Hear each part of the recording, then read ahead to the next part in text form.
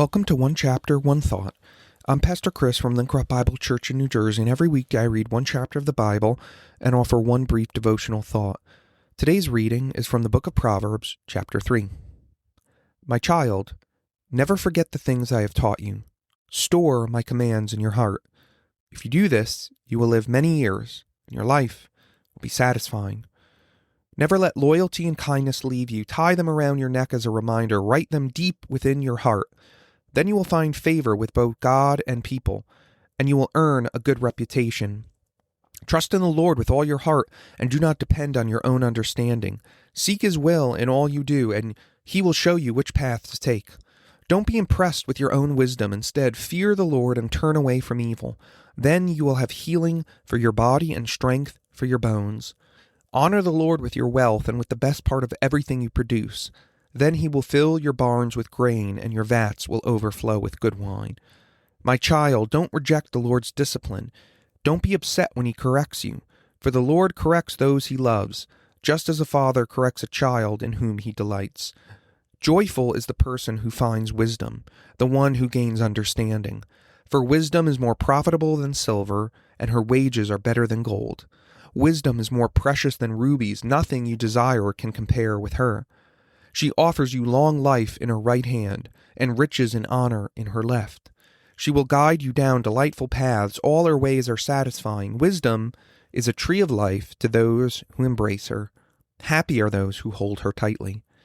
By wisdom the Lord founded the earth. By understanding He created the heavens. By His knowledge the deep fountains of the earth burst forth, and the dew settles beneath the night sky. My child, don't lose sight of common sense and discernment. Hang on to them, for they will refresh your soul. They are like jewels on a necklace. They keep you safe on your way, and your feet will not stumble. You can go to bed without fear. You will lie down and sleep soundly. You need not be afraid of sudden disaster or the destruction that comes upon the wicked. For the Lord is your security. He will keep your foot from being caught in a trap. Do not withhold good from those who deserve it when it's in your power to help them. If you can help your neighbor now, don't say, "Come back tomorrow, and then I'll help you." Don't plot harm against your neighbor, for those who live nearby trust you. Don't pick a fight without reason when no one has done you harm. Don't envy violent people or copy their ways. Such wicked people are detestable to the Lord, but He offers His friendship to the godly. The Lord curses the house of the wicked, but He blesses the home of the upright. The Lord mocks the mockers, but He is gracious to the humble. The wise inherit honor, but the fools are put to shame. One thought. Solomon continues to instruct his son in how to grow wise. We are in a long section of speeches on wisdom that Solomon gives his son. And in all things, growing wise really centers on having a right relationship with God. And so Solomon speaks about the kind of things we can do to cultivate this relationship with God here in Proverbs chapter 3. First of all, what we need to do is trust God in verses 5 and 6. Trust in the Lord with all your heart, and do not depend on your own understanding. So Solomon points out that there is an antithesis between self-sufficiency and trusting the Lord. These two things are incompatible. And I know that that cuts against the grain of so much of what we're told in our culture and so much of the hopes that we have for ourselves, and that we want to be, quote unquote, self-sufficient. We don't want to be a bother to anybody. But he says, hey, don't depend on yourself or on your own understanding. Like, you can't figure life out. You're not in control. But instead, trust God. Instead of relying on ourselves, we need to seek the Lord's will in everything. And when we seek the Lord, when we trust Him, He then guides us with His wisdom. And so there's this tight connection between growing wise and trusting. And I would say that our wisdom grows in the soil of trust. That is baseline, just a default disposition and attitude of trust in God. Solomon goes on and says, fear God. trust God and then fear God in verses 7 and 8. Don't be impressed with your own wisdom. Instead, fear the Lord. Now, often in our faith, we often associate fear with being a bad thing. Don't be afraid is a command God regularly gives. We say things like faith over fear. But what the Bible shows us is there's a good kind of fear of the Lord.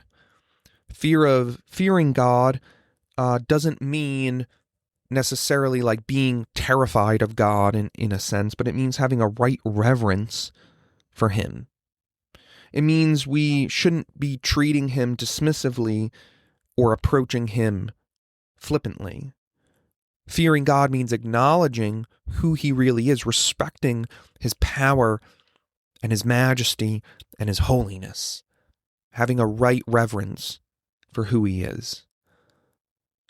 And Solomon also goes on and tells us, honor God in verses 9 through 12. He says, honor the Lord with your wealth. Now, the Hebrew word for honor is kavod, which is often used literally to denote something that is heavy. But the word then took on a more metaphorical meaning in that, people were kind of glorious, kavod, heavy, meaning, we could say someone had a weighty presence about them, right? They're people of significance and substance. And so what Solomon is communicating here is when you give money to the Lord, or to, causes that the Lord endorses, you are demonstrating that He is important to you.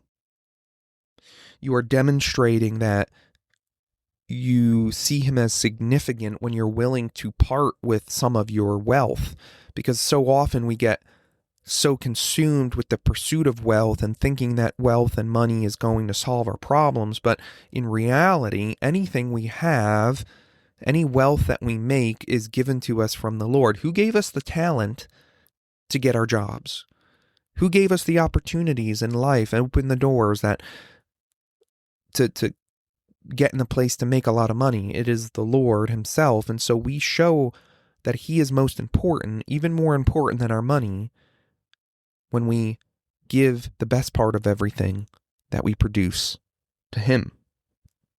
And so as we grow wise, we're again not trying to find life hacks or a way to get more successful from a worldly perspective in life. That's not what wisdom is about. Wisdom is founded on a relationship with the Lord. And when we have that relationship with Him, He helps us to navigate life.